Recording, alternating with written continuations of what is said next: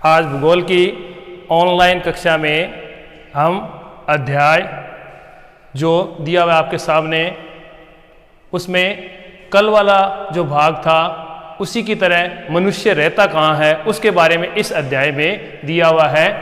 मानव अधिवास पाठ 6।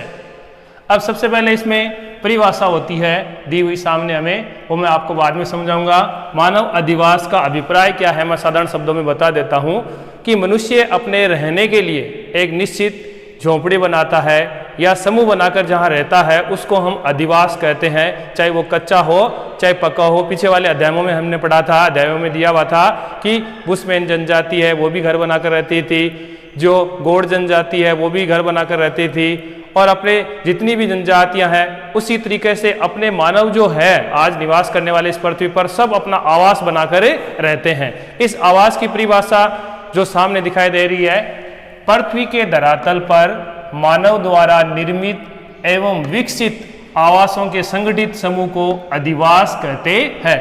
यानी मनुष्य समूह बनाकर अपने रहने के लिए कुछ मकानों का निर्माण करता है, कुछ झोंपड़ियां बनाता है या चाहे पक्के मकान बनाता है, उसको हम अधिवास कहते हैं। मानव अधिवास को मानव बस्ती भी कहा जाता है, यानी मानवों की जो बस्ती होती है उसको ही हम अधिवास कहते हैं, जहां पर वो निवास करते हैं। मानव अधिवास साधारणतः स्थायी रूप से बसे होते हैं, किंतु कुछ अधिवास अस्थायी भी होते हैं। ये एकांकी और संकुल भी होते हैं। एकांकी मतलब एक स्थान पर बहुत ही कम लोग रहते हैं, दूर दूर जाकर बसते हैं। संकुल का मतलब एक समूह बनाकर जहां लोग रहते हैं उसको हम संकुल कहते हैं। प्रोफेसर विडाल डी लाब्लास के अनुसार उसकी परिभाषा हम देखते हैं, मानव द्वारा स्वयं के आवास एवं अपनी संपत्ति को रखने के लिए निर्मित संरचना से है। मानव अधिवासों की उत्पत्ति मूलतः अपने निवास के लिए होती है। इस आधार पर अधिवासों की उत्पत्ति दो भागों में बांटा जा सकता है, अस्थायी अधिवास और स्थायी अधिवास। तो सबसे पहले है अस्थायी अधिवास। तो अस्थायी अधिवास का मतलब है कि लोग अपने शिकार के लिए, जो प्राचीन समय में लोग जाया करते थे या आदि मानव था वो अपने शिकार के लिए जाता था। वर्तमान समय में हम देखते हैं कि जो एस्किमो जनजाति है या जो गौड़ जनजाति है वो शिकार करने के लिए दूसरे स्थानों पर जाकर अस्थायी अधिवास बनाती थी और फिर वापस वहां से चले आते थे, उनको अस्थायी अधिवास कहते हैं। अब इसमें हम चलते हैं अपने पाठ में। प्राचीन काल में मानव द्वारा कुछ अधिवास शिकार, मौसम की अनुकूलता, पशुचारण एवं सुरक्षात्मक दृष्टि से कुछ समय के लिए निर्मित किए जाते थे। आज के आधुनिक युग में भी नागा जैसी कई जनजातियां अपने स्थानांतरण कृषि के लिए अस्थायी अधिवासों का निर्माण करती है। यानी नागा जनजाति है वो भी दूसरी जगह पर जाकर कृषि करती है, फिर अपने मूल स्थान पर लौट आती है। ऐसे अधिवास जो वहां जाकर टेंट के रूप में या तंबू के रूप में जहाँ रहते हैं उनको अस्थायी अधिवास कहते हैं। मध्य एशिया के स्टेपी मैदानों में किर्गिज जनजाति द्वारा पशुओं को चराने के लिए चारे की उपलब्धता तक तंबुओं द्वारा अस्थायी अधिवास निर्मित किए जाते हैं। एस्किमो द्वारा मौसम की अनुकूलता के लिए ध्रुवीय क्षेत्रों में इग्लू बर्फ के घर को छोड़कर ग्रीष्म काल में रेंडियर और सील की खाल से अस्थायी आवास बनाते हैं। यानी वो तंबू बनाते हैं और उन तंबुओं में रहते हैं और वहां जाकर सील मछली का शिकार करते हैं। इसके अतिरिक्त भी अनेक जनजातियां जैसे अरब व सहारा के बद्दू, रोकी पर्वत के पूर्वी भागों में रेड इंडियन, अफ्रीका काल के कालाहारी मरुस्थल में बुशमैन द्वारा बनाए गए आवास अस्थायी अधिवासों के प्रमुख उदाहरण है। यानी ये जो जनजातियां हैं वो अपने भोजन के लिए दूसरी जगह पर जाकर आवास बनाती है, उसको हम अस्थायी आवास कहते हैं। अब इसके बाद आगे आता है अपना जो है स्थायी आवास, जो आगे वाली स्लाइड में आपको दिखाई देगा। स्थायी अधिवास, स्थायी अधिवास का मतलब यह है कि जहां हम नियमित तौर से वहीं रहते हैं, पक्के बनाकर मकान बनाकर कॉलोनी के रूप में या समूह के रूप में बहुत सारे लोग एक साथ रहते हैं, उसको हम स्थायी अधिवास कहते हैं। स्थायी अधिवासों की उत्पत्ति कब और कैसे हुई वास्तविक रूप में ये कहना कठिन है, किंतु विद्वान उत्तर पाषाण काल में स्थायी कृषि के साथ ही स्थायी अधिवासों की उत्पत्ति मानते हैं। उत्तर पाषाण काल में लोग स्थायी रूप से समूह बनाकर, झोंपड़ियां बनाकर एक जगह रहने लगे और वहां कृषि करने लगे। ये कहा जा सकता है कि मानव के विकास क्रम में जब से मानव समूह में रहने लगा तब से स्थायी अधिवासों का विकास हुआ, यानी मानवों का जैसे जैसे समूह बढ़ता गया तो वो स्थायी अधिवास बनाकर रहने लगे। अब मानव अधिवास मानव की सभ्यता और संस्कृति के प्रतीक माने जाते हैं। किसी मानव बस्ती का स्थायित्व निम्न बातों पर निर्भर करता है, यानी एक मनुष्य एक स्थायी बस्ती बनाकर कब रहना शुरू करता है, जिस पर ये निम्न बातें लागू होती है।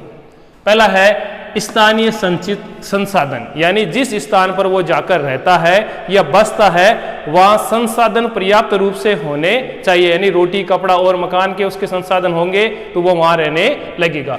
दूसरा है बाह्य विश्व से संबंध, यानी ऐसी जगह पर जाकर वो रहेगा जहाँ से आवागमन के साधन उपलब्ध हो या दूसरे देशों से वो जाकर मिल सके या वहाँ से सामान खरीद सके या अपने सामान को बेच सके। फिर तीसरा है सुरक्षा, कि वो ऐसी जगह पर जाकर बसना पसंद करता है या अपना अधिवास बनाना पसंद करता है जहां किसी प्रकार का कोई उपद्रव न हो, कोई लड़ाई झगड़ा न हो और वो शांतिपूर्वक वहां रह सके।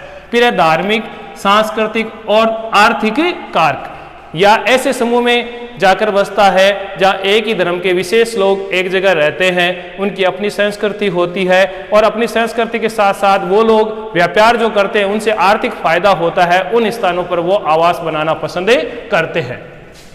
मानव अधिवासों का निर्माण निम्न उद्देश्यों की पूर्ति के लिए किया जाता है। ये जो उद्देश्य आपको सामने दिखाई दे रहे हैं कि भौतिक वातावरण की कठोरता को कम करने के लिए यथा मौसम संबंधी परिवर्तनों से सुरक्षा हेतु, यानी मनुष्य अपना आवास इसलिए बनाता है ताकि बाहरी वातावरण से वो कठोरता से लड़ सके, यानी बारिश आ गई अगर मकान नहीं है तो हम भीग जाएंगे, अपना सामान है जो बेकार हो जाएगा, उस कठोरता को दूर करने के लिए वो आवास बनाकर रहता है।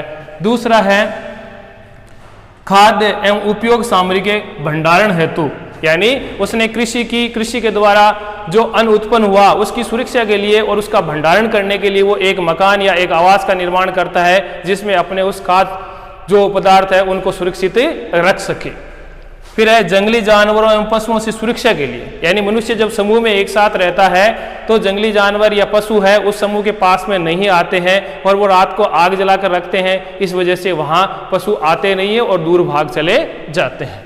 फिर है सामाजिक, सांस्कृतिक, धार्मिक, आर्थिक, शैक्षणिक कार्यों के लिए भी, यानी समाज जहाँ बना हुआ हो, सामाजिक दृष्टि से वहाँ उन्नत हो, वहाँ लोग आवास बनाते हैं। फिर उनकी अपनी संस्कृति है, उस संस्कृति में जाकर बसना पसंद करते हैं। फिर धर्म और आर्थिक आधार पर जहाँ शैक्षणिक सुविधा भी उपलब्ध हो उस जगह पर वो अपना आवास बनाता है। पारिवारिक एवं विलासितापूर्ण जीवन जीने के लिए मनुष्य अपना आवास इसलिए बनाकर रखता है ताकि वो अपने परिवार को अच्छी तरह से चला सके, उसका भरण पोषण कर सके और अपना विलासितापूर्ण जीवन जी सके। अब है मानव अधिवासों का वर्गीकरण।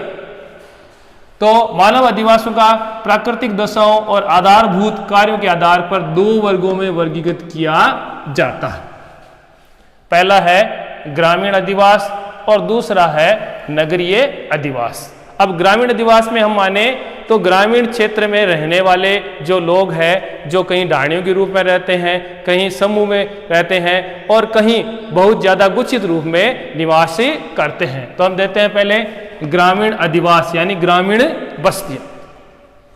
ग्रामीण अधिवासों की अर्थव्यवस्था प्राथमिक व्यवसायों पर निर्भर होती है। इसमें लोग कृषि कार्यों में, पशुपालन में, लकड़ी काटने में या मछली पकड़ने में, खनन एवं वनों से प्राप्त पदार्थों का संग्रहण आदि में लगे रहते हैं। अतः ग्रामीण अधिवास मुख्यतः भूमि के विदोहन पर आधारित होता है, यानी ग्रामीण क्षेत्र में रहने वाले जो लोग हैं वो कृषि कार्यों में, आखेट कार्यों में या अन्य जो कठिन कार्य है उनमें संलग्न रहते हैं। आगे के जो अध्याय में हम पढ़ेंगे कि ग्रामीण अधिवास के प्रकार कितने हैं, वो सामने एक बार देख लेते हैं। ग्रामीण अधिवास के प्रकार तो मकानों की संख्या और उनके बीच की दूरी के आधार पर किए गए विभाजन को अधिवासों का प्रकार कहा जाता है।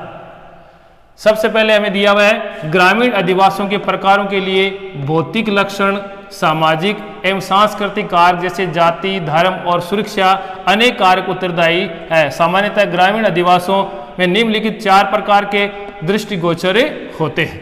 तो ग्रामीण अधिवासों में देखना है कि वहाँ की सामाजिक पृष्ठभूमि कैसी है, लोग गाँव में रहते हैं, फिर संस्कृति उनकी एक होगी तो वो अपना अधिवास बनाकर रहते हैं, फिर जाति और धर्म के जो लोग हैं अपनी सुरक्षा की दृष्टि से एक जगह रहते हैं। इसमें हमें 4 प्रकार के जो बताए गए हैं अधिवास, संगन व गुच्छित अधिवास, परिकीर्ण व एकांकी अधिवास, मिश्रित अधिवास और पल्ली अधिवास, जिनका अध्ययन हमें कल आगे करेंगे।